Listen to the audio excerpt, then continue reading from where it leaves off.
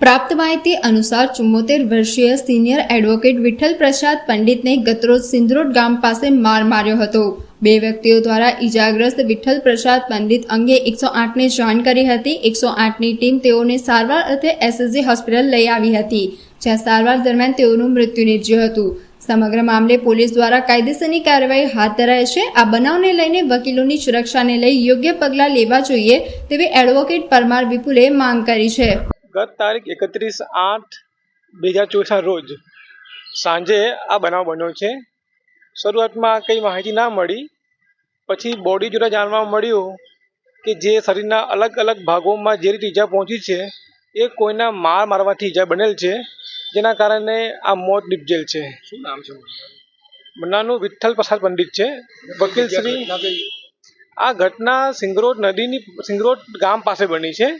મીરી નદીના લોકેશનની આસપાસ કે જાણવા મળી છે।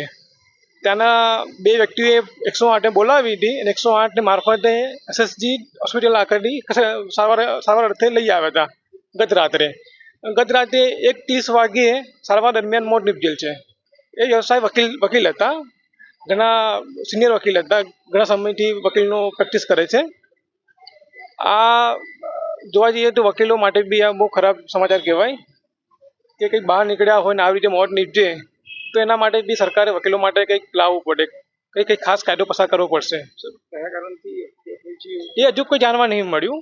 આરોપીને તો ત્યાં પોલીસે ધરપકડ કરી છે, પણ કયા કારણથી આ થયું છે એવું કોઈ જાણવા નહીં મળ્યું। શરીરના માથાના પાછળના ભાગે માર્યું છે, આગળના ભાગે લોહી લુહાણ થઈ ગયું છે, આગળનું જે મોઢાનો જે ભાગ છે એ તોડી નાખ્યો છે, પગે માર્યું છે, હાથે માર્યું છે।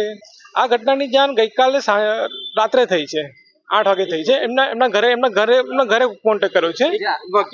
વકીલ તરીકે અમારી આશા એ રાખે છે કે જે એડવોકેટ પ્રોટેક્શન એક્ટ છે એ પ્રમાણે વકીલોને સુરક્ષા આપવી પડે।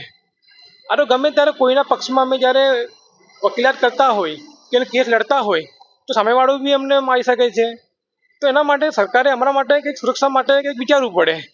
આવું ને આવું તો ઘણા બધા વકીલોને તમે જો કચ્છમાં આવું થયું, રાજકોટમાં આવું થયું છે, તો વકીલોને આવી રીતે લોકો મારતા રહેશે। આરોપીને કંઈ નરેશભાઈ રાવલ તરીકે નામ જાહેર કર્યું છે, પણ ચોક્કસ કોઈ માહિતી બહાર નહીં મળી અમે લોકોને।